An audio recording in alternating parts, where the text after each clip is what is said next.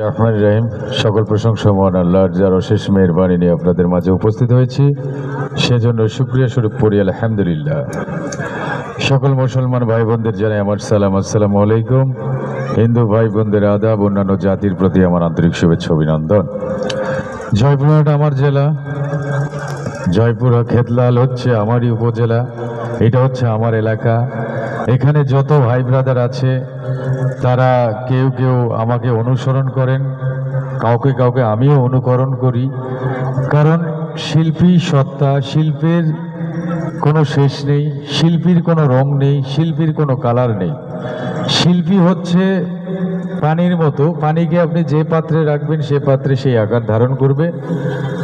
এবং শিল্পী হচ্ছে কাদা মাটির মতো, তাকে আপনি পুতুল বানাইতে পারবেন, তাকে আপনি বালতি বানাইতে পারবেন, বাটি বানাইতে পারবেন, এনিথিং। শিল্পের ভাব প্রকাশ করতে হয় অভিনয়, স্ক্রিপ্টিং, গল্প এবং তার সর্বোপরি তার মেধার মাধ্যমে। আমি একজন শিল্পী।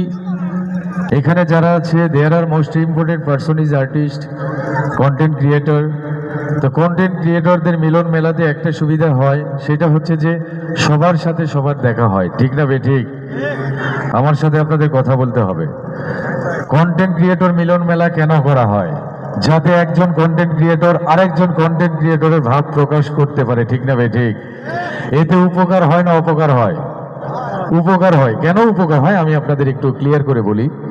যখন আপনার পেজের একটা কোনো ইস্যু আসছে, পেজে আপনার কোনো প্রবলেম হচ্ছে, আপনি নিয়মিত কন্টেন্ট দিচ্ছেন কিন্তু ভিউ পাচ্ছেন না, তখন আপনার কি একটা সলিউশন কিন্তু আরেকজন কন্টেন্ট ক্রিয়েটরের মাধ্যমে আপনি নিতে পারবেন। ঠিক না ভাই? ঠিক।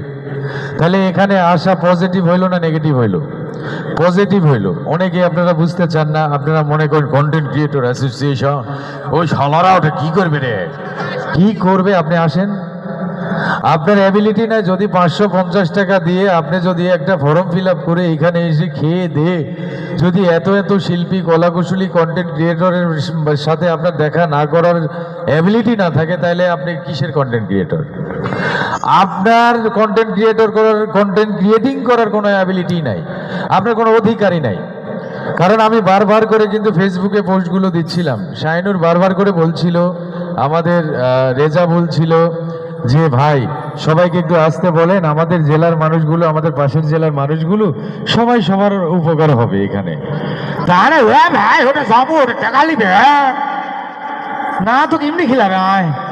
আলু ঘাঁটি খায় যা, সিস্টেম আছে ভাই, সিস্টেমের মধ্যে আপনাকে থাকতে হবে। আমি একজন অভিনেতা, আমাকে কিন্তু বিভিন্ন শিল্পী, কলাকুশলীর মাধ্যমে